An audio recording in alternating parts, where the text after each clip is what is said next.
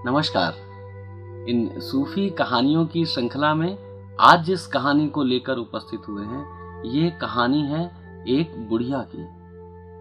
एक बुढ़िया है और उसके पास में एक मुर्गा है। अब ये मुर्गा जब भी सुबह बांग देता तो गांव में सूरज निकल आता और ये सोचकर वो बुढ़िया बहुत खुश होती कि देखो, इस गांव में अगर सूरज निकलता है, ये उसके मुर्गे की बांग देने के कारण निकलता है। और ये सोच सोचकर वो घमंडी भी होती जा रही थी। उसे अपने ऊपर बहुत घमंड हो गया कि उसके कारण ही तो गांव में सुबह होती है। अगर वो ना हो तो गांव में तो सुबह ही ना हो, हमेशा अंधेरा ही छाया रहे। तो ऐसा वो सोचती, अपने घमंड में चूर रहती। लेकिन गांव वाले हैं कि उन्हें इस बात का पता ही नहीं कि इस बुढ़िया के मुर्गे की बांग देने से सुबह निकलती है। वो तो सोचते थे सुबह तो यूं ही निकलती है। लेकिन बुढ़िया इस भ्रम में आ गई थी कि अगर गांव में सुबह होती है तो उसके कारण होती है। तो वो अपनी शर्तें भी धीरे धीरे गांव वालों के सामने रखने लगी कि मेरे साथ ऐसा करो, या मुझे ये आवश्यकता है, मुझे ये दो। तो गांव वाले भी सोचते हैं कि बुढ़िया अकेली है, इसकी मदद कर दो, और वो उसकी मदद कर देते हैं। लेकिन बुढ़िया सोचती कि ये मुझसे डरते हैं, इसलिए मेरी मदद करते हैं। धीरे धीरे बुढ़िया की ख्वाहिशें, उसकी मांगें बढ़ने लगती हैं। तब धीरे धीरे गांव वाले भी उससे कन्नी काटना शुरू कर देते हैं कि ये बुढ़िया आएगी तो कुछ ना कुछ मांगने लगेगी, और व्यवहार भी उसका उतना मधुर तो है नहीं। तो जब भी बुढ़िया किसी को नजर आती, वो तो अपना रास्ता ही बदल लेता, और धीरे धीरे तो दुआ सलाम भी बंद हो गई। तब ऐसे माहौल में बुढ़िया को भी बहुत बुरा लगने लगा, क्योंकि वो तो सोचती थी कि इस गांव में अगर कोई सूरज लाता है, कोई सुबह लाता है, कोई जागृति लाता है, तो उसका मुर्गा लेके आता है। और मुर्गा चूंकि उसका है, इसलिए इस पूरी सुबह पर, इस पूरे सूरज पर उसका ही एकाधिकार है। तो एक दिन वो गांव वालों को कहती है कि मैं ये गांव छोड़ के चली जाऊंगी, तुम्हारा व्यवहार ठीक नहीं। तो गांव वाले भी कहते हैं कि हमारे व्यवहार को क्या हुआ, तुम तो जब भी मदद के लिए पूछती हो हम लोग मदद भी कर देते हैं। बोलती नहीं कि तुम मुझे सम्मान नहीं देते, तुम लोग मेरा आदर नहीं करते। तो गांव वाले भी परेशान होते हैं, बोलते हैं कि हम आदर तो करते हैं, आप बड़ी हैं, आपको बड़ी की तरह हम सम्मान देते हैं। वो कहती है नहीं, सिर्फ इतना ही काफी नहीं होगा। मैं तुम्हारे गांव में सुबह को लेके आती हूँ, सूरज को लेके आती हूँ, तो तुम्हें मेरा सम्मान उसी तरह करना होगा। गांव वाले तो हंसने लगते हैं और वो कहते हैं कि नहीं, ऐसा नहीं होता, तुम गलत फहमी का शिकार हो गई हो, तुम्हें भ्रम हो गया है कि तुम्हारा मुर्गा सुबह लेके आता है, वो सूरज लेके आता है। लेकिन ऐसा है नहीं, सूरज तो यूं ही आ जाता है। लेकिन बुढ़िया मानने को राजी नहीं, क्योंकि जब किसी की मान्यताएं बहुत दृढ़ता से उसके मस्तिष्क पर आधिपत्य जमा लेती हैं, तब उसका हृदय अन्य दूसरे विचारों के लिए खुला नहीं रह पाता, और वो अपनी मान्यताओं में ही अंधा अपने ही भ्रम को सत्य मानने लगता है, अटल मानने लगता है। लेकिन इस जगत में ऐसा होता नहीं।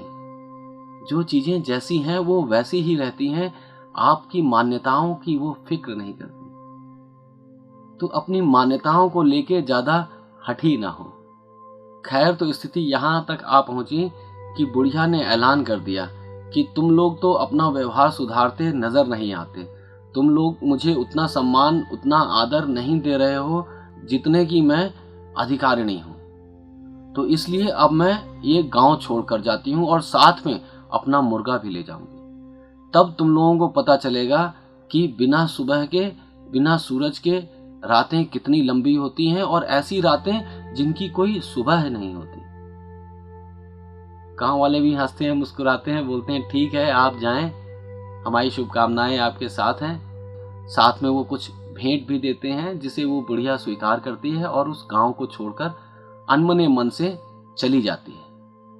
वो अपने किसी दूसरे गांव में जाकर रुकती है और वहीं अपना बसेरा बनाने की कोशिश करती है। तो अगला दिन होता है और मुर्गा जैसे ही बांग देता है, बुढ़िया खिड़की से झांक कर देखती है कि सूरज निकल आया है। वो बहुत खुश हो जाती है कि देखो सूरज इस गांव में निकल आया, और वो पिछले गांव वाले तो कैसे अंधेरे में ही अभी तक पड़े होंगे, हो ना हो दोपहर तक जरूर मुझे लेने आ जाएंगे। लेकिन ऐसा होता नहीं।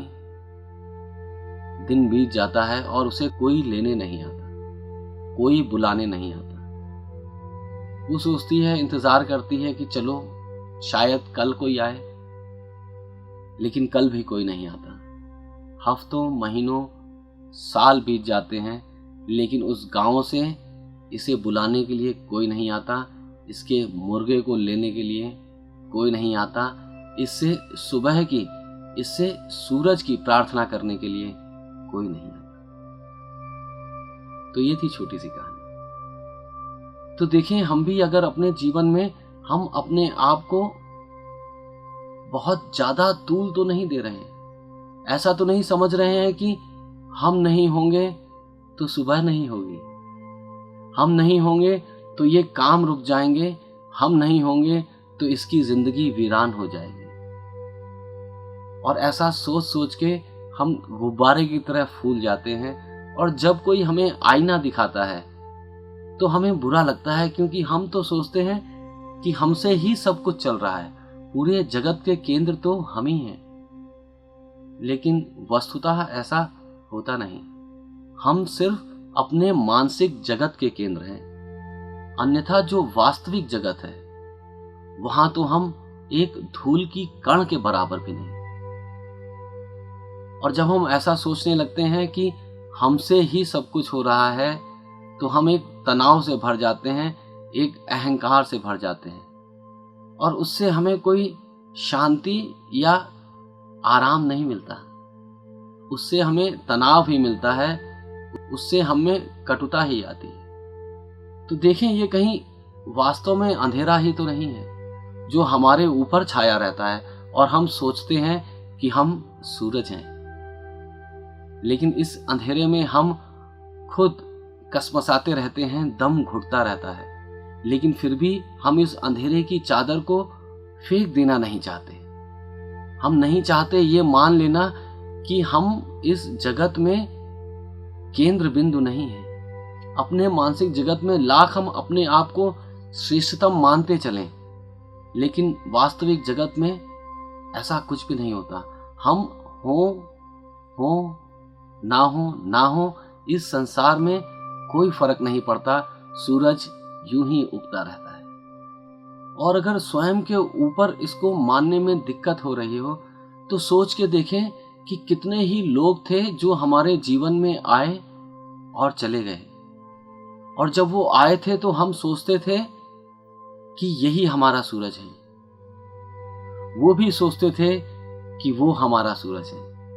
लेकिन जब वो चले गए, हमारे जीवन में सुबहें फिर भी होती रहीं, आज भी हो रही हैं। जिंदगी किसी के जाने से रुक नहीं जाती, ना ही किसी के जाने से कोई काम रुक जाते हैं। देखें थोड़ा आसपास नजर दौड़ाकर, तो कितने ही लोग थे जो सोचते थे कि वो नहीं होंगे तो दुनिया थम जाएगी,